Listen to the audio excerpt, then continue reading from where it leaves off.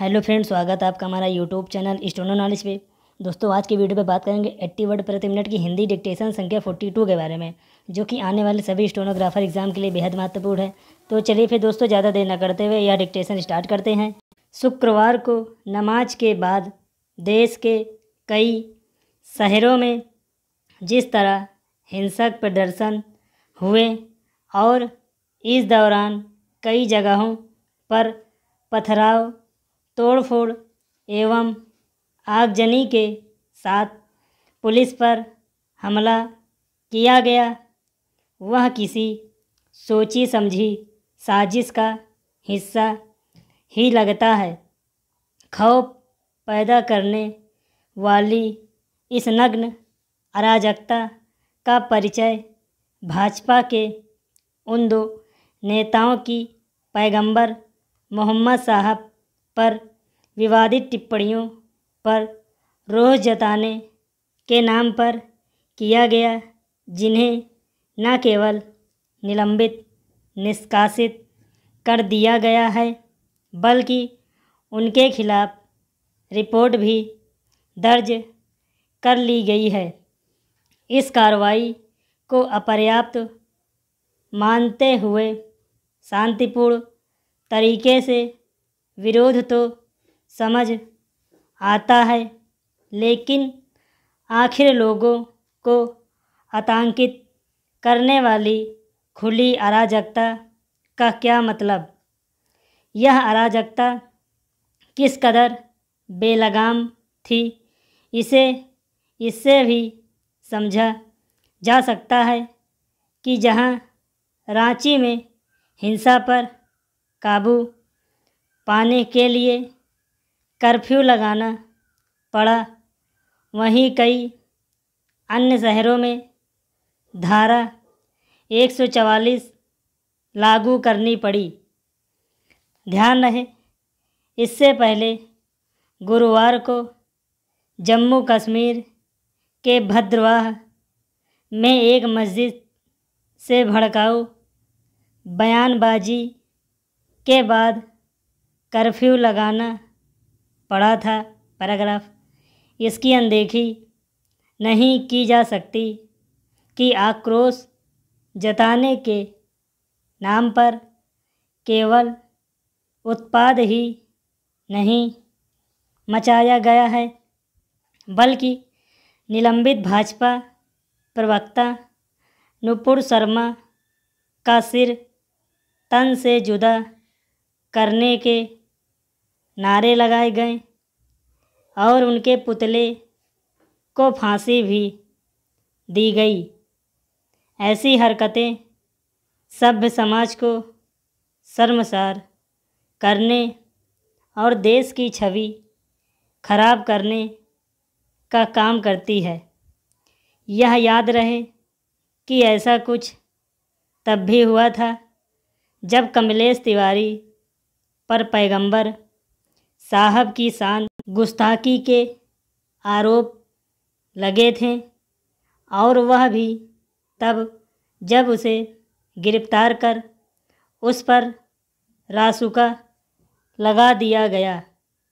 बाद में कुछ जिहादी तत्वों ने उसकी गर्दन रेतकर हत्या भी कर दी थी। साफ है कि शुक्रवार को सड़कों पर उतरे लोगों को उपद्रव करने के लिए बहाना चाहिए, क्योंकि नुपुर शर्मा के बयानों पर देशव्यापी उपद्रव कई इस्लामिक देशों की नाराज़गी जताने के बाद हुआ। इसलिए यह संदेह और गहराता है कि यह सुनियोजित और प्रायोजित था।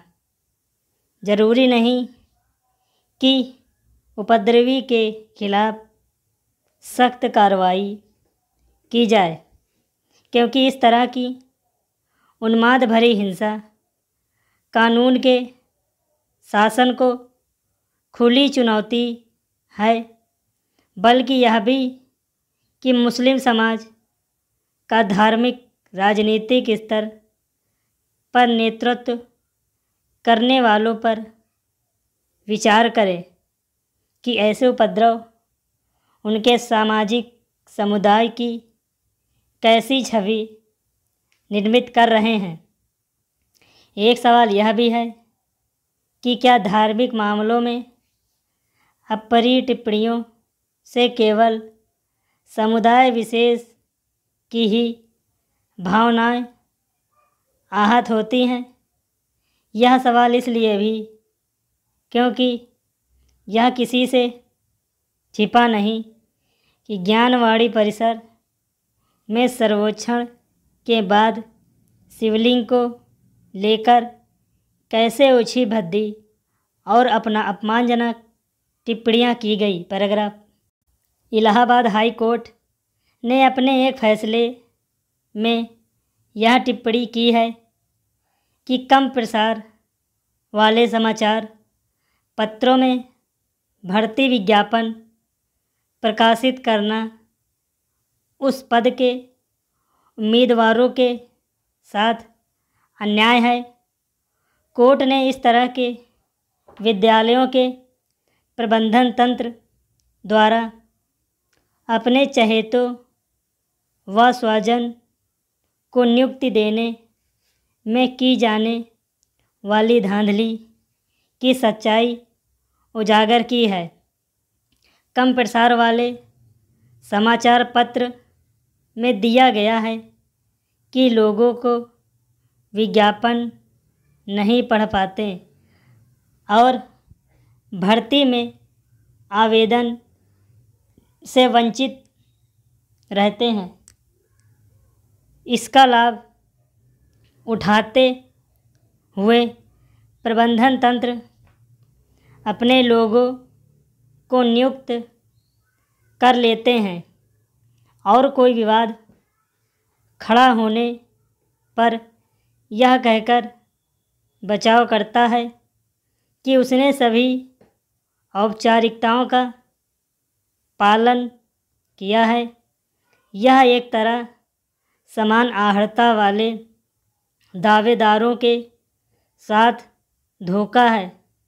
सिर्फ नियुक्ति में ही नहीं, छोटे ठेकों के टेंडरों आदि के प्रकाशन में भी इस तरह की धोखेबाजी की जाती है।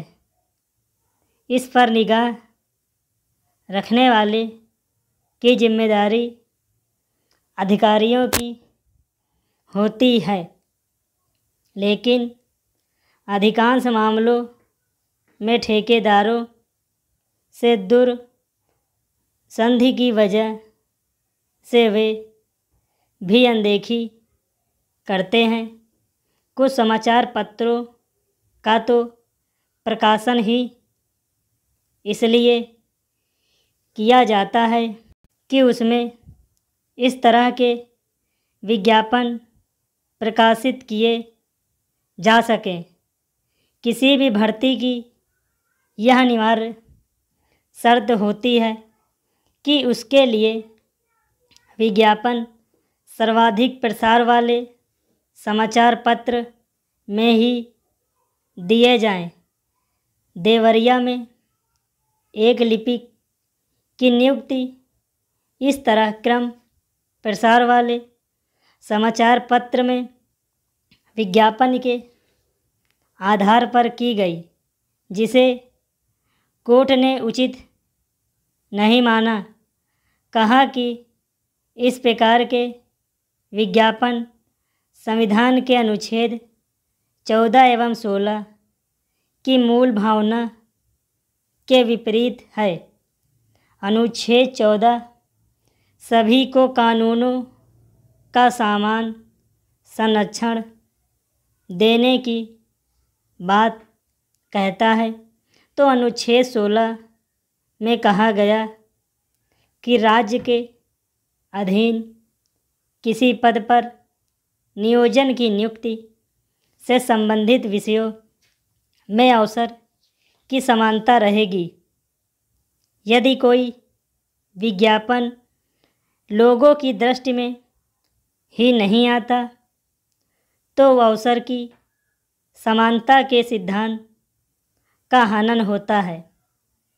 इसलिए कम प्रसार वाले समाचार पत्र में विज्ञापन छापने से ही मान लिया जाना चाहिए कि इसमें प्रबंधन की मंशा संदिग्ध है।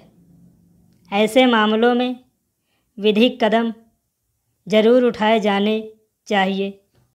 दोस्तों, अगर आपको हमारी वीडियो अच्छी लगी हो तो वीडियो को लाइक करिए और वीडियो को शेयर करिए ताकि लोग ज़्यादा से ज़्यादा हमारी ये वीडियो देख सकें, और चैनल को सब्सक्राइब करना बिल्कुल भी मत भूलिएगा। So thank you very much दोस्तों।